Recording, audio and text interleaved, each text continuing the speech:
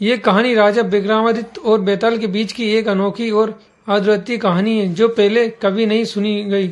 एक दिन उज्जैन के महान राजा विक्रम अपनी वीरता और बुद्धिमानी की परीक्षा लेने के लिए शमशान घाट पहुंचे, जहां उन्हें बेताल को पकड़ना था। विक्रम ने बेताल को कंधे पर लाद लिया और वापस चलने लगे।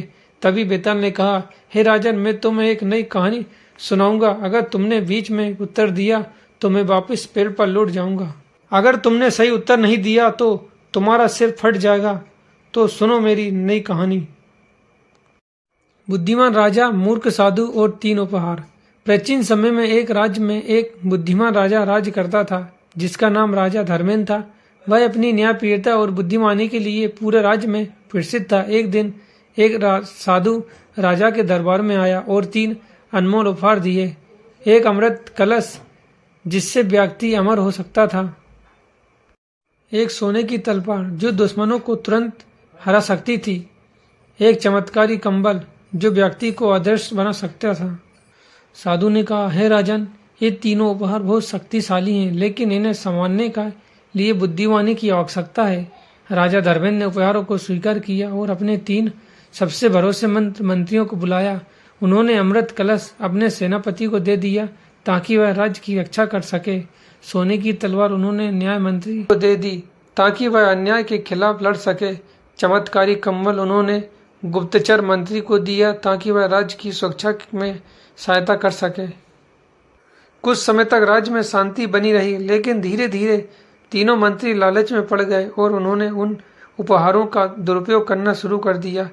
सेनापति ने अमृत कलश का उपयोग अपनी अमरता के लिए किया और राज्य के सैनिकों की रक्षा करना छोड़ दिया। न्याय मंत्री ने सोने की तलवार से निर्दोष लोगों को डराना शुरू कर दिया। गुप्तचर मंत्री ने चमत्कारी कम्बल का उपयोग अपनी व्यक्तिगत लाभ के लिए किया और राजा के खिलाफ षड्यंत्र रचना शुरू कर दिया। राजा धर्मेंद्र को इस बात का पता चला, लेकिन वह उलझन में पड़ गए कि किसे दोषी ठहराया जाए। उन्होंने सभी मंत्रियों को दरबार में बुलाया और कहा, तुम तीनों ने राज्य को धोखा दिया है। अब बताओ, इनमें से सबसे बड़ा दोषी कौन है? बेताल ने राजा विक्रम से पूछा, हे राजन, बताओ, इन तीनों में से सबसे बड़ा दोषी कौन है? राजा विक्रम का उत्तर। राजा विक्रम ने थोड़ी देर सोचा और फिर बोले, सबसे बड़ा दोषी सेनापति है। न्याय मंत्री और गुप्तचर मंत्री ने अपनी शक्ति का दुरुपयोग किया, लेकिन सेनापति ने अमृत कलश का प्रयोग अपनी अमरता के लिए किया और राज्य की सुरक्षा की जिम्मेदारी को भुला दिया। राज्य का सबसे महत्वपूर्ण कर्तव्य सुरक्षा है और सेनापति ने इसे नजरअंदाज किया, इसलिए सबसे बड़ा दोषी वही है।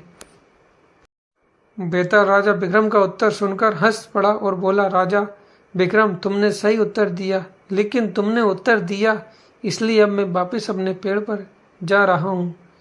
एक कहकर बेताल उड़कर फिर से पेड़ पर चला गया और राजा विक्रम को उसे फिर से पकड़ने जाना पड़ा। ये कहानी हमें सिखाती है कि शक्ति का सदुपयोग सबसे बड़ा अपराध है। यदि कोई व्यक्ति अपने पद और शक्तियों का गलत प्रयोग करता है तो वह न केवल दूसरों को नुकसान पहुंचाता है, बल्कि पूरे समाज को भी खतरे में डालता है। राजा विक्रम की बुद्धिमानी हमें बताती है कि सही निर्णय केवल तर्क है और विवेक से ही लिया जा सकता है। इस नई कहानी से विक्रम और बेताल की परंपरा को ध्यान में रखते हुए एक नई दृष्टि से प्रस्तुत किया गया है, जो हमें नैतिकता, शक्ति और जिम्मेदारी की महत्वपूर्ण शिक्षा देती है।